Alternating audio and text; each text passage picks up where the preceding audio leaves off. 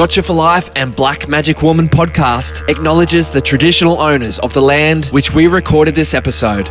We also acknowledge the traditional owners of the land from where you, the listener or viewer, are tuning in. We would like to pay our respects to elders both past and present. We acknowledge that this land always was and always will be Aboriginal land.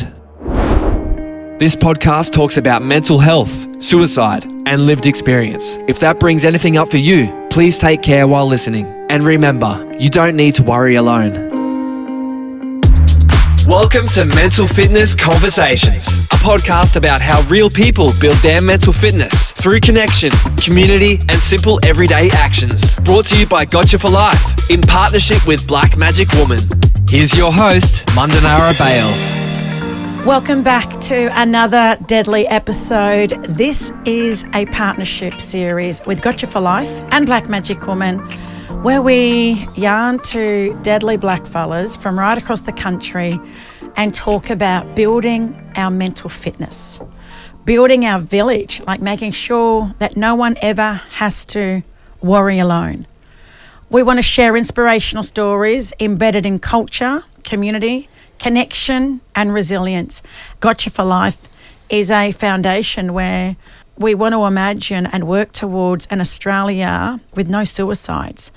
And we know that mental health and suicide, depression, anxiety, a lot of our mob experience, but more, they're impacted more. Some of our listeners may even feel a little bit triggered by this yarn. So please reach out to your community and get support, or ring 13-YARN, 24 hours, 7 days a week, and you can talk to somebody who can actually help you with what you're going through. The person that I have on the show, well, my sister, this is Shantelle Thompson, and she's going to tell you her story. So thank you for flying in this morning, and thank you for giving up your time and lending your voice to be part of this really important conversation. Tell us your mob, your community, and a little bit about where you grew up. Yeah, perfect. And we're weaving that yarn in, right? It's been 5 years and so much has happened in the world for us, for the work that we do. You had another baby. I did have another baby. I didn't see that one coming. No, I was always on the cards, but life has definitely shifted. He's my, I call him my little kookaburra, my little kookaburra. He brought a new sunrise, a new season into my life and a new reckoning as well. And I just want to remind people that Australia did have a world without suicide. It did have a world without mental health prior to colonisation. Because there are no words in nearly no words. 1,000 Aboriginal languages for suicide. Yeah, for even mental health and stuff like that.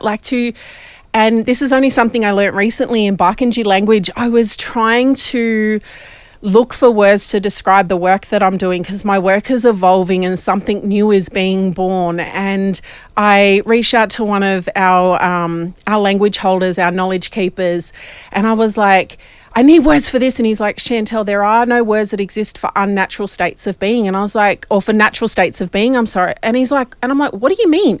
And he's like, well, you're looking for empowerment. There is no word for empowerment because it was already a natural state of being. So like Western methods of well-being is the absence of illness, but that's the bare minimum.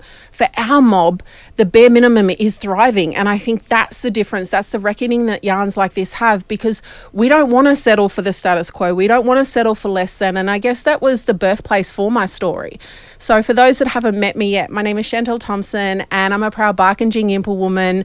I'm a Noongar Wimpatja from northwestern town of Dayton. So I grew up in a very small community.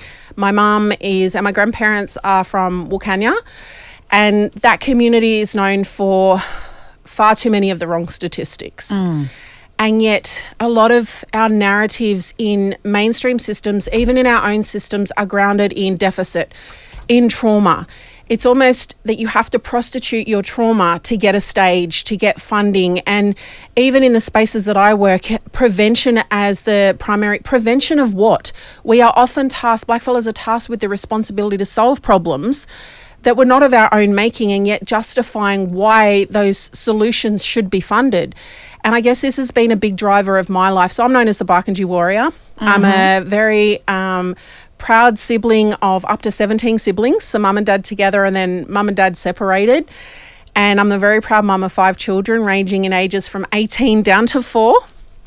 And I'm Auntie Shan to many more. So my role as Namika mum and as Auntie Shan and as Shantelle the woman, and understanding what that means in this season of life are my main roles. They're the roles that define everything else. So I have many different cultural backgrounds, but being a First Nations woman, my story was seeded in the womb of my ancestors.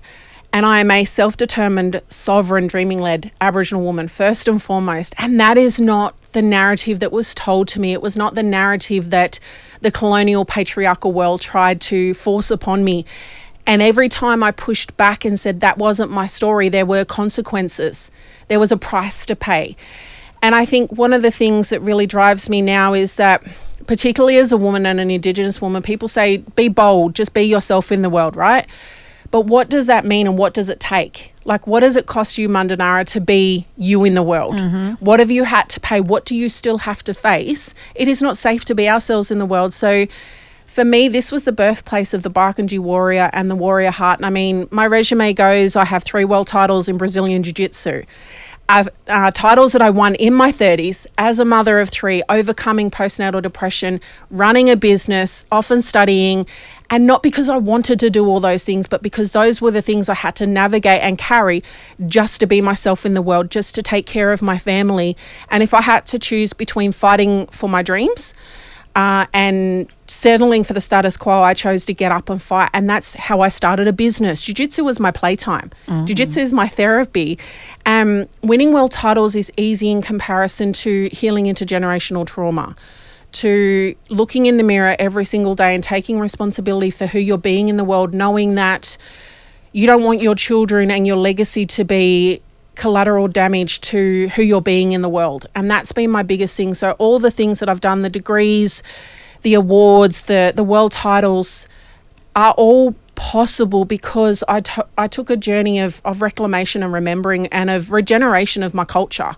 First within my own story, because a seed, a tree has to take what it needs from country before it can provide shade and fruit to other people. And that's not a narrative that women, that mothers hear. Like, the narrative that I was given is that as a mother, I need to abandon myself in order to be a good mum. And in order to be a strong woman or a strong leader, you need to burn out.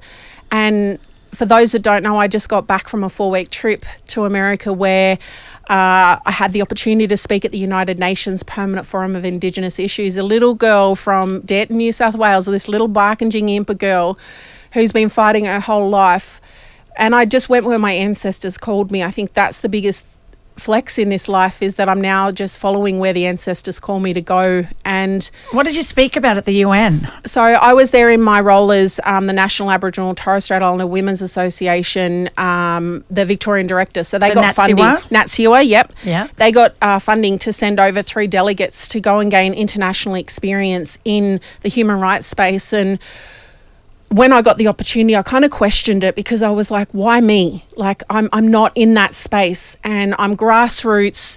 And the whole tagline from that trip now is that I'm going from grassroots to global and weaving it all together.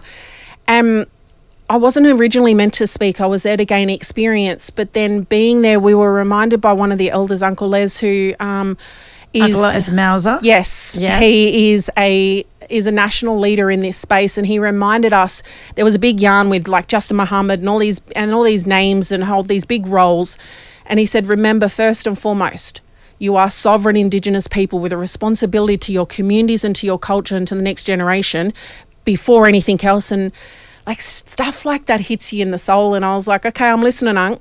And then Hannah McGlade, who is also like an expert in this space and has been leading Australia in this space for quite a while, she reminded the women that were there. So the first 2 days were around the rights of women and girls, and the implementation of the Human Rights United Declaration of Indigenous Rights. UNDRIP, as it's called.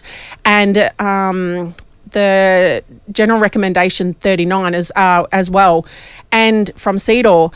And it was this reminder that we have a voice, we have a responsibility, and these moments might never come again. We can't just sit back and wait. We do not have that luxury to think that there's going to be another moment. And so you took this opportunity to Basically tell the world on that global stage, platform, on a global stage, that we are not our trauma. That as Indigenous women, when an Indigenous woman rises, the world changes. And it was this space where I got to tell, I guess, my own story, which is the story of thousands of generations since colonialism, of women who have had our children taken, our blood has spilled into the lands on which other people's wealth has been built, but we are not often beneficiaries. And yet our wealth is still within us, of our strength, of our culture, and who we fight for.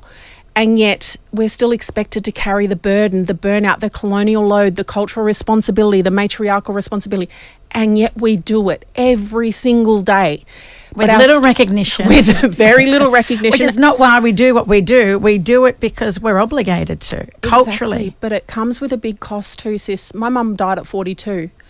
And through the work that I do at the Kilana Foundation, like, I'm leading young women every single day, and I get messages every single day from everyday people who see me getting up at 3:30 a.m. or 4 a.m. just to fit in everything that I do. And they're like, I don't know how you do it, sis, but you sharing what you're doing, it makes me want to do what I can do. It reminded me of that responsibility, that I don't want to promote this picture of burnout, of doing it all. It was like, for me, it's about weaving what I can and doing the best I can with what I've got. But I'm also allowed to thrive within the legacy and the life that I'm creating. And I guess that through all the experiences that I've had, from the lateral violence to the postpartum depression that escalated into psychosis, to the depression that led to suicidal ideation, not once but 3 times, trying to take my life twice.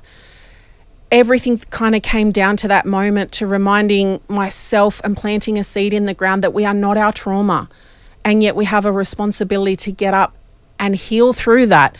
But it's from reclaiming who we have always been. It's not about becoming someone new. So, and our culture plays a big role in that. Yes. How has culture kind of grounded you, especially with the work that you do? Culture. So I'm very grateful to grow up knowing that I'm Barkindji and Ngiyampaa, and being a fair-skinned Aboriginal woman has come with its own challenges. Tell me about it. I don't come from a legacy family name, so I've had to do that reclaiming myself. So I was very fortunate I couldn't grow up with mum. So mum couldn't get a handle on her own shit, basically. Mum did the best she could, but she was a product of her own trauma and her own choices. Yeah. Because I think often when we talk about Indigenous spaces, a lot is talked about trauma, and yet in the roles that we see Mundanara, there are a lot of people who hide behind that too. A lot of people who don't want to take responsibility, and I know people will come for me for this, but it's true. Lateral violence and trauma have been used as excuses and as weapons for people to not uphold their responsibilities to roles that they choose to take, but when they are called out for their responsibility, they don't like it. And I don't know why the ancestors called me to this path, the dreaming of the Barkindji Warrior and this evolution, the warrior heart that is coming next. But I'm starting to accept it and carry the fact that only I can do this in the way that I can. And the experiences that I've had growing up Barkindji, and I didn't know I was Ngiyampaa until 2018, because I didn't know my maternal grandfather was black until my grandmother passed away. So yes, my mum and my dad are both products of their own trauma in their own way, and yet I also know that they did the best they could. But what they couldn't do for us and the harm that was done was they couldn't always be what we needed, me and my siblings. So that meant that as the oldest of my dad's children and the oldest in the home, I started helping to support and raise my siblings at the age of 6.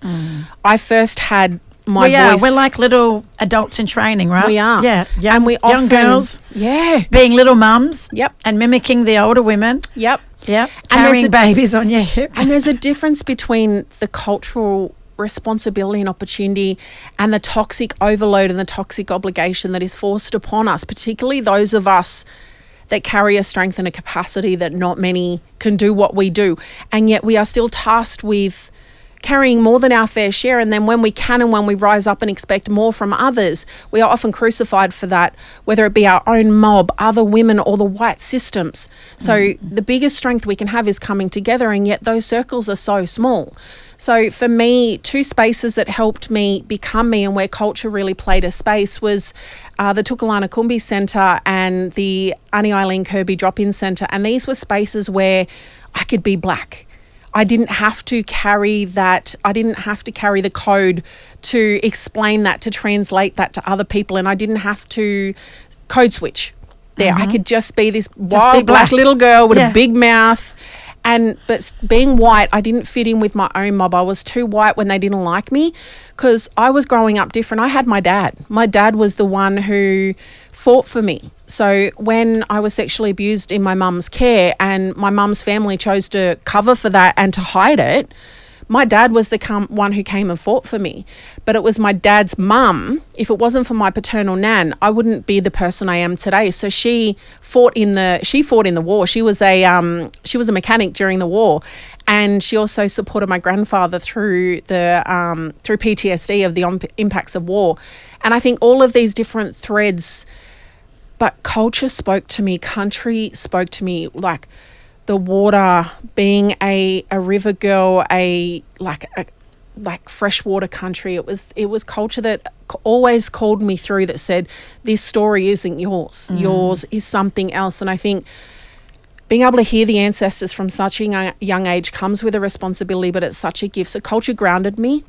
Culture gave me a pathway through. But when people tried to tell me what that looked like, it was always this, wasn't something I could put in words. It was like my spirit and my body knew that this wasn't our story, like this trauma and this deficit.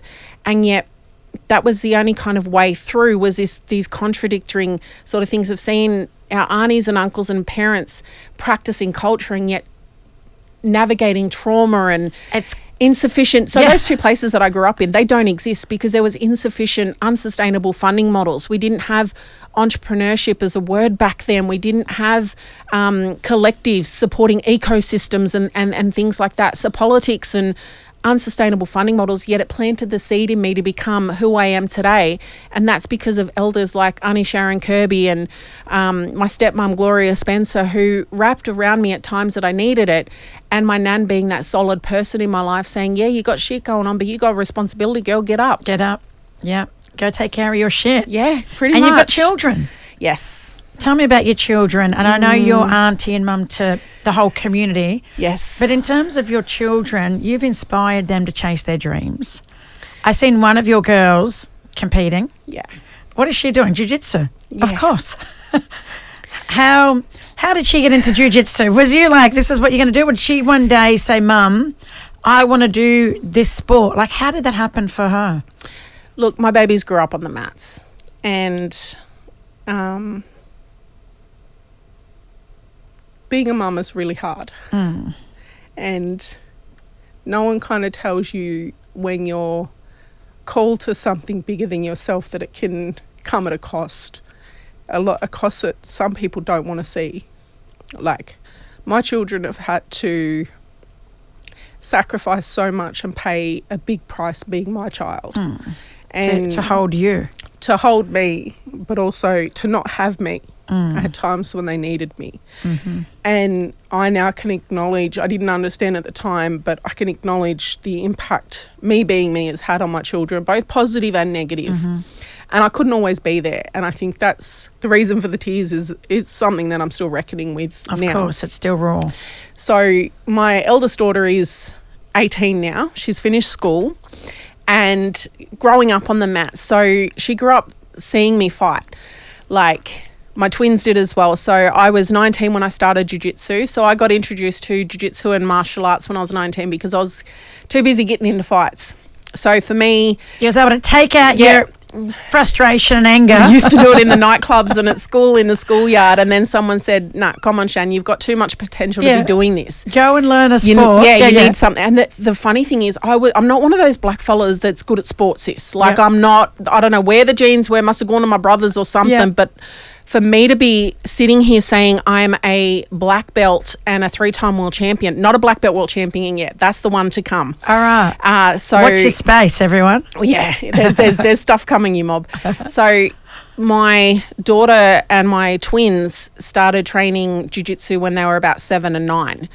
And they're strong. My babies are just physically strong. So some people are like naturally flexible, some are naturally strong, and some are naturally athletic. So my daughter took after her dad. Like, she's very naturally talented, was picking up the sport, but she's got this staunchness. So my kids are also Pacific Islander as well. So very two matriarchal cultures. Yeah. And there's photos of my daughter, and I was like, she makes me look like I'm soft. Like, just the fierceness on her face. I was like, I'd hate to have to come up across her in a battle, but...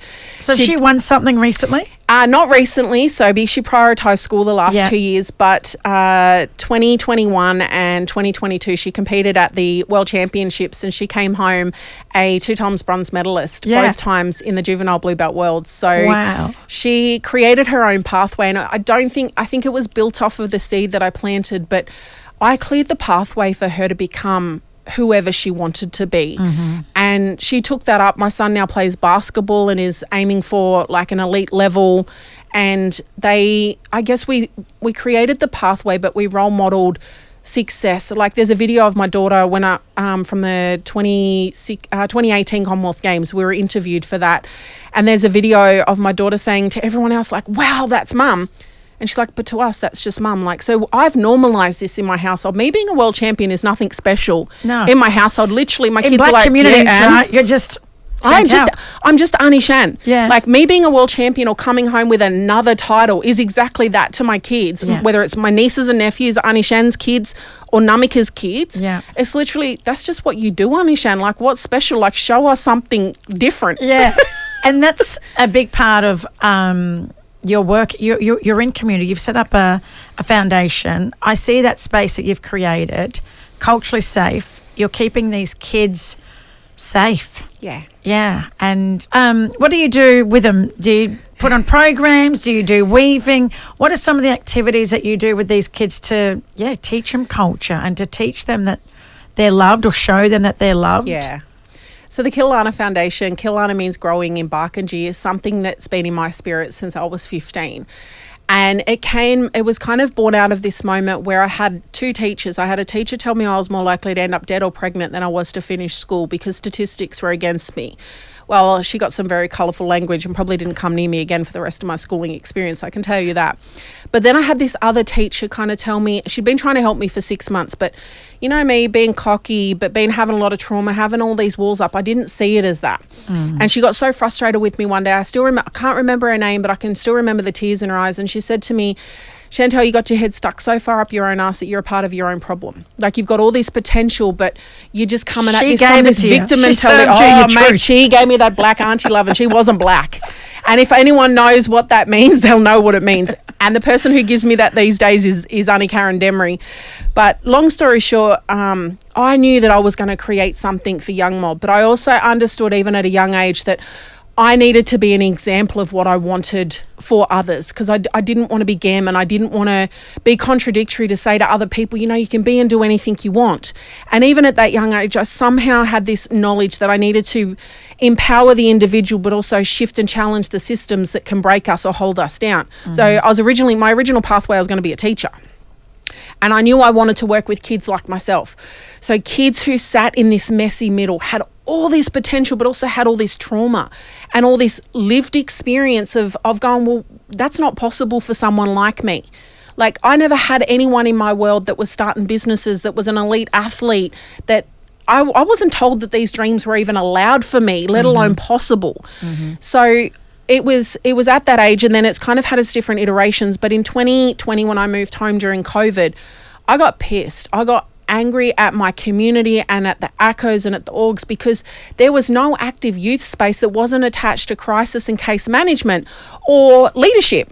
So it's kind of the kids that had all this potential and families that were trying, but also there was no access to culture that wasn't attached to politics or attached to family ties. So if you weren't a family that had culture in your family, there was nowhere to go. Like parents and families yearning for culture. All the research tells us that culture and community are the answer, and yet there was nowhere to access that. So 5 months pregnant with my son, I went, fuck it, I'm going to do something about it. And I think that's the difference. And I think that's what entrepreneurship has taught me, is to just get up and do it. But it was more than that. This was a calling. I sat there and argued with them ancestors. I said, I don't want to do this. It's not the right time. Because this is 24/7 work. And that's the thing, especially when you're based regionally. Like, it runs into you in the supermarket, and it's a big responsibility, because these kids you're not just Auntie Shan or Namika to them, but they're witnessing what you're doing. They follow you. Like, these kids stalk my socials. They're always watching what Auntie Shan's doing. So it came with this responsibility that who I was trying to tell them to be, I had to be doing that work in myself. So in 2020, we started with one after school session to make it accessible. And it was a after school session for girls. And I gave them the space. So my kids' words now is, Auntie Shan's the ATM and the bus driver. We're the GPS. Because I said, you need to tell me what you want. I know what you need, but you need to tell me what you want and what that looks like. Our first session, we had 30 girls walk through the door. So in 18 months, we had over 200 girls walk through our door 2 days a week. And I was driving my own car most of the time, or borrowing something, funding it most of the time myself. 2 days a week after work, pregnant with son, delivering this program. And then it just evolved from there. So it's a space where they can connect to themselves. So we're big on self-development. I'm big on personal agency. It's big on them finding a sense of purpose and meaning within themselves. And I find that this has been the case with myself, and everything that I've kind of looked at is, when a person has a sense of their own identity, they have a sense of belief in themselves, but also in their capacity to do something, but they have something that is bigger than themselves worth fighting for, then it gives them a pathway through anything, trauma, suicide, violence. And that's what Killarney is. It's not about leadership, because leadership has put too much on our kids. They put up on too many pedestals, and there's no room for them to muck up. And we can see that with leaders. Like, look what happened to Adam Goods and a few others that have been vilified for taking up that space, right? And then when they become human or fallible, they get crucified for it in the public eye. I was like, no, this isn't about leadership, but it's also not about crisis or case management. So we break through victim mentality, we break through entitlement, we give them a sense of who they want to be. We give them role models who can show them that they can be and do anything. But then we also go, if you want more, you can have it, and we're here for you. But also, so we've got kids out stealing cars, and then 5 minutes later they're in Killarney doing, like, sitting there, because we have a saying, leave your shit at the door. And I've had people ring me and say, oh, you know, your kid was doing this. And I said, Anne, they didn't steal my car. I'm not here to do that work. There's other people funded for that. We are just a space. And then for those that want more, so we provide role models. We provide a space for reclamation of culture away from politics and funding models, but also refuse to prostitute our kids' trauma to get funding. And that's probably why it's been a little bit harder to get support, because we haven't danced to that tune. I hear. Because of who I am as well. But you know what? We've had girls. I've got one girl in university who got that direct opportunity because of what we've done. I've got one young woman who's 21 and is leading our program, and she came through the program. So we're doing succession planning. We're doing legacy building, one girl at a time, and it's about empowering that individual to be their own warrior, to be their own leaders, their own person first, before they're expected to lead the world. And that's what I wanted to kind of end this yarn with, or wrap this yarn up with. What's some key messages to some of the young mob that are listening to this podcast right now? What do you want to share with them before we wrap up? As Auntie Shan, as just a normal everyday woman, like, for me, I really had to go, what did this all come down to? Like, how did I overcome suicide? How did I end a 20-year relationship that was acting out family violence that I didn't recognize? How did I have the courage to walk away and stand alone in a world that told me who I could be, and risk everything to go, no, this is who I am? Was the warrior heart. Because so many people say, just be yourself in the world. But in order to be yourself in the world, you have to know who you are. You have to know what your power is. You need to know what your truth is, because our heart bypasses our ego and our trauma. But in order to be ourselves in the world, we have to be willing to fight for ourselves. And you are worth fighting for. And you are worth knowing who you are, because who you are is going to ripple out into the children, out into your families and your communities. And often we're so externally focused on our mob, especially as young black fellas, like all of our kids, I want to do this for my family. Come back to yourself, come home to yourself and make yourself solid and strong. Look at country. Them trees have to take what they need first from country before they can produce shade and provide fruit, especially legacy sort of stuff, like generational stuff. When we come home and we make ourselves well first, when we come home and fight for ourselves and be ourselves in the world, that's the greatest truth, especially as black fellas. When I can walk into any room barefoot, whether I'm on a global stage of the United Nations or I'm on a global stage of competing in Jiu-Jitsu or walking into my home or walking into Kilana, I can just be myself in the world, and that's that warrior heart, knowing who I am. And when we can do that, that is the greatest healing. It is the greatest pathway to culture, and it is the greatest pathway to our freedom, our self-determination and sovereignty as First Nations mob, to ourselves first before we try to give it to our mob and our families and our collective. Oh my goodness, we're going to have to do part 3. I knew this was going to be a big yarn, and I knew you'd be able to share so much in such a short amount of time. But we have run out of time. I know, it's terrible. Where did 30 minutes go? What? Oh, but I just want to say it's been an absolute privilege to have you back to share what you've been doing since 5 years ago. And, watch out. Yeah. People, stay tuned. For people, there's our show notes so people can reach out and follow your journey.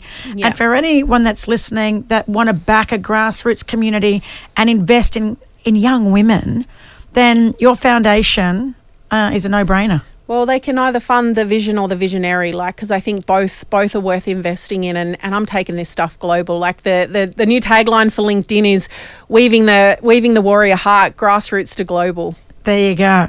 Well, I'll see you on LinkedIn. Done deal. See you, mob. Too deadly. Thank you for coming all the way down here to have this yarn. I know that you've added a lot of value to this really important conversation around building mental fitness, building your emotional and mental muscles, and just inspiring not just this generation, but generations to come. So thank you. No, thank you, sis. And thank you to Gotcha for Life for doing this important work and opening themselves up to the responsibility to weave ancient principles and practices of doing well-being and thriving in a different landscape and a different language. Yes, there's more to come. Done. And I'm sure we're going to be seeing you more. Thank you, my sister. Thank you. Thanks for tuning in to Mental Fitness Conversations. Keep building your emotional muscles with the free Mental Fitness Gym app, packed with tools, tips, and everyday actions to support your mental fitness. Download it from the App Store or Google Play Store, or visit thementalfitnessgym.org. If anything in this episode brought something up for you, you don't have to worry alone. Reach out to a trusted friend or family member and know that support is available. You can contact Lifeline on 131114 or 13YARN at 139276 for free and confidential support for Aboriginal and Torres Strait Islander people. If you enjoyed this episode, leave us a rating, share it with someone in your village, or drop us a message. We'd love to hear what you think. And don't forget to follow Black Magic Woman and Gotcha for Life on all socials to keep the conversation going.